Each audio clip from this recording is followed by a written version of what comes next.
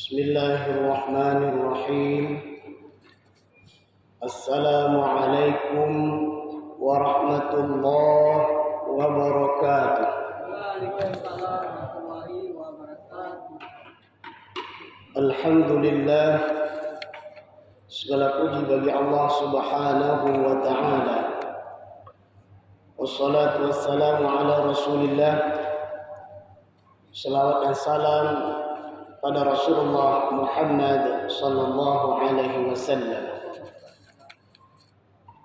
A'udzu billahi minasyaitonir rajim. Alladzi khalaqal mauta wal hayata liyabluwakum ayyukum ahsanu amala ila akhir ayat. Wa qala Nabi sallallahu alaihi wasallam, asyaddul a'mal ثلاثة: ذكر الله تعالى على كل حال، وإنصاف الناس بعضهم من بعض، ومواساة الإخوان. رواه Dailami. Judul nasihat kita pada kesempatan yang berbahagia ini adalah 3 ciri manusia terbaik dalam pandangan Rasulullah Muhammad sallallahu alaihi wasallam. Ayat Al-Qur'an yang barusan kita bacakan tadi terdapat di dalam surah Al-Mulk ayat 2. Alladzi khalaqal mauta wal hayata liyabluwakum ayyukum ahsanu amala. Allah yang telah menjadikan kehidupan ini, hidup dan mati dalam perjalanan kehidupan ini, Allah ingin melihat dan mencoba manusia siapa yang terbaik amalnya. Ini falsafah hidup kita, gaya hidup kita. Allah yang telah memberikan kesempatan kita hidup di atas permukaan bumi ini, dan kesempatan hidup itu hanya sekali. Allah yang telah memberikan kepada kita kesempatan umur, nyawa yang itu masih bersarang dalam diri kita, itu pun Allah titipkan kepada kita, dan suatu saat kelak Allah akan ambil kembali titipan tersebut. Intinya, semua yang telah Allah berikan dalam perjalanan kehidupan kita, harta, tahta, berbagai macam bentuk fasilitas-fasilitas yang kita miliki, pada dasarnya itu bukan milik kita. Itu adalah titipan Allah kepada kita. Semua titipan Allah yang Allah titipkan kepada kita, Allah ingin tengok, Allah ingin lihat. Dari semua fasilitas yang telah Allah berikan kepada kita, bagaimana kita menggunakan semua tersebut dalam bentuk ahsanu amala. Ada begitu banyak ahsanu amala. Ada begitu banyak amal-amal terbaik yang bisa kita laksanakan dalam hidup perjalanan kehidupan ini. Namun pada kesempatan yang berbahagia ini, kita melihat 3 saja. Tentunya dalam hadis-hadis yang lain cukup banyak ciri-ciri amal orang yang terbaik yang dia lakukan. Kata Rasulullah, asyaddul a'mal, amal terbaik itu adalah thalathah. Yang pertama kata Rasul, zikrullah ta'ala ala kulli hal, yaitu orang-orang yang berzikir kepada Allah dalam segala keadaan. Ini luar biasa. Sifat orang seperti ini luar biasa. Sebagaimana Allah gambarkan juga di dalam Al-Quran, surah Ali Imran ayat 191. Mereka adalah orang-orang yang ingat akan segala rahmat dan nikmat Allah. Dia merasakan semua nikmat yang Allah berikan padanya itu adalah bentuk rahmat dan kasih sayang Allah kepadanya. Karena Allah sudah cinta kepadanya, karena Allah sudah sayang kepadanya, maka timbul rasa cintanya dan sayangnya kepada Allah Subhanahu wa taala. Karena dia cinta dan sayang kepada Allah, Allah ingat kepada dia, dia ingat kepada Allah, maka dia pun ingat kepada Allah dalam segala keadaan. Allah menyebutkan alladzina yadhkurunallaha qiyama. Saat dia berdiri, dia ingat kepada Allah, dia ingat rahmat dan nikmat Allah. Wa qu'uda, saat dia duduk dia juga ingat rahmat dan nikmat Allah. Hatta wa ala junubihim, saat dia berbaring dia pun ingat akan rahmat dan nikmat Allah yang begitu banyak kepadanya. Bukan hanya itu, bukan hanya ingat rahmat dan nikmat Allah, wa yatafakkaruna fi khalqis samawati wal ard. Dia pun berfikir atas semua ciptaan Allah yang telah Allah ciptakan di atas permukaan bumi ini, sembari berkata, Rabbana ma khalaqta hadza batila. Ya Rabb, tidak ada yang sia-sia yang telah Engkau ciptakan di atas permukaan bumi ini.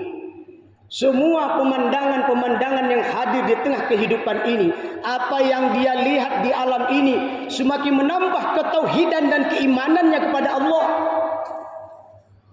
Bukan seperti orang-orang kafir yang hanya menikmati keindahan alam, berwisata ke seluruh penjuru dunia, dia lupa kepada Allah. Tapi orang beriman, segala sesuatu yang dia tengok, segala sesuatu yang dia lihat, di situ ada keimanan kepada Allah yang telah menciptakannya, dan semua itu ada manfaatnya dan tidak sia-sia. Di ujung ayat Allah menyebutkan waqina adzabannar. Bukan hanya berzikir kepada Allah, bukan hanya berfikir atas ciptaan Allah, sembari dia berdoa kepada Rabb, waqina adzabannar, lindungi kami dari api neraka jahanam. Banyak persoalan yang kita hadapi, persoalan dalam diri kita, persoalan dalam rumah tangga kita, persoalan di tempat kita bekerja, persoalan itu datangnya dari atasan kita, persoalan itu datang dari bawahan kita, fitnah itu datang dari pemimpin kita, fitnah itu datang dari bisnis kita. Begitu banyak cobaan dan tantangan. Orang-orang mukmin saat menghadapi berbagai macam tantangan dan cobaan tersebut, dia tidak kalut, dia tidak hilang akalnya. Apa yang dia lakukan? Alladzina amanu, orang-orang yang beriman, wa tatma'innu qulubuhum bi dzikrillah, hatinya menjadi tenang tatkala dia ingat kepada Allah. Dia ambil wudu, dia salat 2 rakaat, dia berdoa kepada Rabb, dia minta solusi dari persoalan-persoalan yang dia hadapi, bukan kepada manusia, tapi dia minta kepada Allah yang Maha Memberi, Allah yang Maha menyelesaikan persoalan-persoalan yang dihadapi. Dia minta kepada Allah. Aqimis salata li dzikri. Saat dia salat, dia mendapatkan ketenangan dalam dirinya, dia mendapatkan energi baru dalam dirinya untuk menghadapi berbagai macam persoalan. Kemudian dia membaca Al-Quran, dia renungkan ayat-ayat yang dia baca. Dia baca hadis-hadis Rasulullah sallallahu alaihi wasallam, lisannya basah dengan zikir pagi dan sore. Orang-orang yang seperti itu, betapa banyak pun persoalan yang dihadapi, Allah akan berikan solusi kepadanya. Itu ciri orang yang pertama yang terbaik, senantiasa berzikir kepada Allah dalam kondisi keadaan segala macam apapun. Yang kedua, orang yang terbaik dalam pandangan Rasulullah adalah wa insafun nas ba'duhum min ba'd. Orang yang keberadaannya dalam perjalanan hidup ini saling menyadarkan. Masya Allah. Siapa di antara kita yang tidak melakukan kesalahan? Seorang istri terkadang dia bersalah, maka suami datang menyadarkan istrinya. Seorang suami silap dan khilaf, datang istrinya menyadarkan suaminya.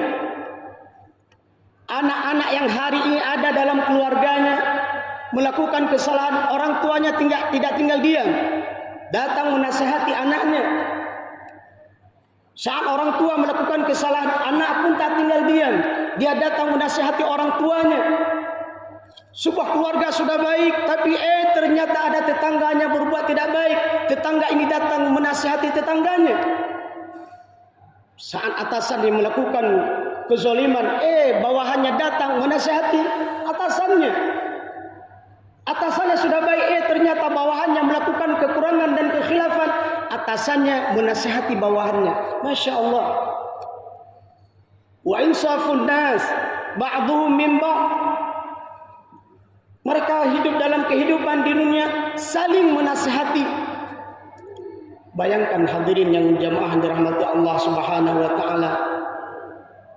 Kalau kehidupan ini saling menasihati, maka tak ada kemaksiatan, tak ada kemungkaran. Kenapa? Kita saling menegur dan menasihati mereka. Jangan sampai terjadi sebaliknya, di mana masyarakat dalam perjalanan hidupnya saling cuek. Ada tetangga bermaksiat, dia biarkan. Pemimpinnya bermaksiat, dia biarkan. Bawahannya bermaksiat, dia biarkan. Saudaranya bermaksiat, dia biarkan. Ketika kita membiarkan saudara kita bermaksiat, sama dengan membiarkan mereka masuk ke dalam neraka jahanam. Ya'muruna bil ma'ruf penting, wa yanhauna 'anil munkar jauh lebih penting. Ya'muruna bil ma'ruf mengajak mereka ke surga, wa yanhauna 'anil munkar melarang mereka jangan ke neraka. Itu yang kedua, manusia terbaik dalam pandangan Rasulullah. Yang ketiga kata Rasul, wa muwasatul ikhwan, orang yang saling membantu. Masya Allah. Kita baca sebuah hadis Rasulullah yang populer, yang sering kita dengar, agar kita tidak berat membantu saudara kita. Wallahu fi aunil abdi madama al-abdu fi auni akhih. Allah akan senantiasa membantu hambanya ketika hamba tersebut sering dan saling membantu saudaranya. Masya Allah. Kalau kita renungkan hadis ini, maka tak ada kesempatan yang kita lalui dan kita jalani kecuali kita membantu meringankan beban saudara kita. Apalagi kondisi akhir zaman hari ini, begitu banyak persoalan-persoalan yang dihadapi. Datang kita bantu mereka, ringankan beban mereka. Ketahuilah, tidaklah orang manusia hamba Allah yang membantu saudaranya di dunia meringankan kesulitan hamba sesamanya di dunia, Allah ringankan bebannya di akhirat. Tidaklah mereka yang menutup aib saudaranya, Allah tutup aibnya di akhirat. Semoga hadis singkat ini menggugah kita, apalagi di kesempatan bulan Ramadan ini, untuk menjadi manusia terbaik, senantiasa berzikir dan berfikir dalam segala kondisi dan keadaan. Yang kedua, senantiasa membantu saudara kita, menyadarkan mereka. Dan yang ketiga adalah dan saling meringankan beban di antara kita. Semoga bermanfaat. Alhamdulillahirabbil alamin. Subhanakallahumma wa bihamdik, asyhadu an la ilaha illa anta, astaghfiruka wa atubu ilaika. Assalamualaikum warahmatullahi wabarakatuh.